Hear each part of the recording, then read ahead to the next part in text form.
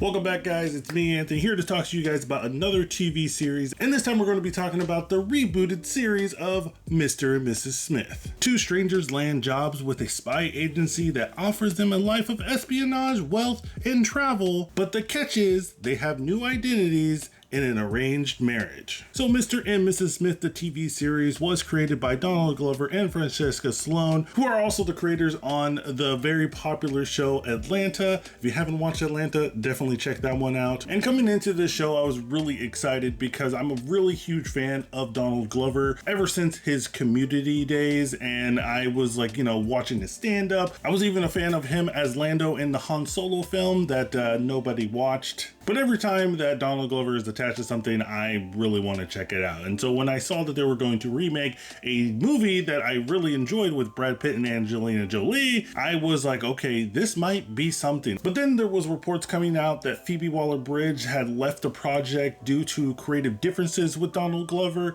And then we saw the trailer to this with the new replacement of her with Maya Erskine. And I watched the trailer and I gotta say, I was like, okay, this might be cool, because what they're showing me is exactly what I think of when I think of a Mr. and Mrs. Smith TV series. And I gotta say, after watching this series, guys, I have to say, we have a lot to talk about, because that wasn't what I expected. Because ultimately, I feel that the Mr. and Mrs. Smith series is kind of weird. So before I dive into what I didn't like and liked about this series, don't forget to hit that subscribe button. That like button really helps the channel a lot, and we're almost to 3,000 subscribers, so that's gonna be cool. But getting into what I really liked about the series, and that is our lead actress here, Maya Erskine, and she does an amazing job as Jane in this show, and I really found myself like being mostly on her side when it came to like missions and stuff. She's really like no nonsense, like wants to get the job done, because as you go into the series, you kind of figure out why she chose this lifestyle and why she chose to be into this agency, and you find yourself kind of like agreeing and rooting for her, because you're like, yeah, at least I did. Because I was like, yeah, it makes sense what she's talking about. I understand how she wants to do the missions, and for the most part, she isn't wrong in my opinion when it comes to the way that she wants to go about some missions. Now, Donald Glover's character, John, on the other hand, is like the complete opposite of Jane's character, and so much so where I found myself really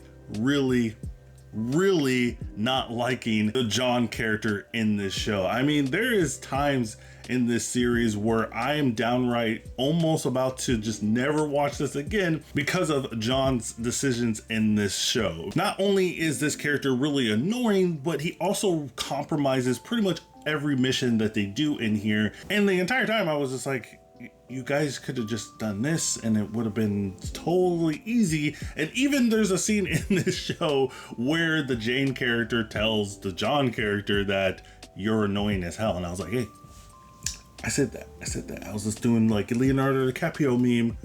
Hey. Yeah. Another thing that I didn't really like about this show is that the character of John and Jane, they ended up in a relationship really fast. At least what I felt like, it was really quick, and it didn't really give us time for them to, know each other or know them as a character. But I didn't really feel that and get that from them. I know there's a lot of people in Rotten Tomatoes scores, they were saying that their chemistry is off the chain and it's explosive.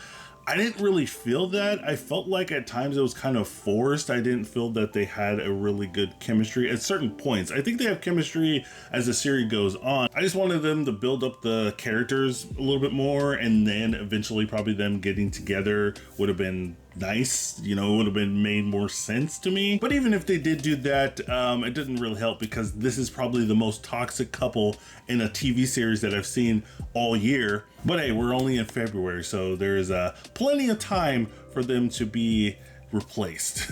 But it's really bad, because every time they have these discussions and disagreements on missions or just in life in general, it's really toxic, and then they get back together, and then they have another argument, and then they get back together, to the point where you're just like, I might as well just watch another episode or season of 90 Day Fiance and just go with that. The series also takes its time on like getting to the action, and it's kind of weird, because when you advertise yourself as the Mr. and Mrs. Smith reboot, you would think there's going to be a lot of action, and while I say there is action, it's not the action that I expect from like a Prime Amazon like supported TV series. I mean, this is the same company that has produced such TV series as The Lord of the Rings, The Rings of Power, and then you have The Wheel of Time and other TV shows that I'm like, that the budget's pretty high. So when I see this stuff and I'm like, the quality is there in this show, but I was just, I don't know. I think I was expecting a little bit more. But I feel like probably the biggest reason why I didn't really connect with this show is that they took this series and the concept of Mr. and Mrs. Smith in a really interesting direction, and that is focusing more on the characters' like relationship and their goals and what they really want, rather than the whole spy and espionage aspect. So I found that very interesting that they went that route, and I wouldn't initially be opposed to you focusing more on the characters and, you know, getting us a deep dive in, you know, how they worked and everything, if the characters weren't as terrible and annoying as these characters. And like I said, the Jane character is one of my favorite. I like her character, but towards the end of the series, you even she gets wound up in this whole like, I don't really understand what you're doing and it's not working for me kind of type. And it really threw me off, because they would have moments in the show where they would, you know, all the action would stop and they would have moments between Jane and John, and they're talking about like, you know, wanting to have a real life, and it just didn't really work. Again, I think maybe it was because the John character was so annoying in his decisions, and the stuff that he was doing just totally went against with what he signed up for, to the point where you're kind of wondering, why did he sign up for this in the first place?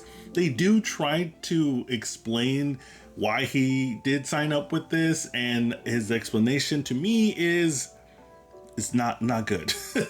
Not good. I know I went super negative into this show, but there is some aspects and some of the redeeming qualities for this series. I mean, episode 5 is probably my favorite episode. It has Ron Perlman in it, and it's called like, Do You Want to Have Kids? And that aspect, it's really funny. It's a really funny episode because like Ron Perlman kind of acts like a little kid, and like Donald Glover's character and Maya's character have to like pretty much be parents and take care of Ron Perlman. I thought it was pretty funny and pretty cute. But at the end of the day, I probably wouldn't recommend this to anyone. The last episode of this series is actually when it gets to like, hey, that reminds me of Mr. and Mrs. Smith. So maybe now that they got the first season out of the way, the second season, if this does get a second season, it will be better, and they can actually go into the whole like, you know, actually doing espionage stuff and focusing on that. I don't know, but if you guys did watch this show, let me know in the comments down below how you felt about it. How do you feel about the John character? Were you as annoyed with him as I was, or am I the only one? But as always, guys, thank you so much for checking out the video. Don't forget to like and subscribe, and remember, guys, keep on watching.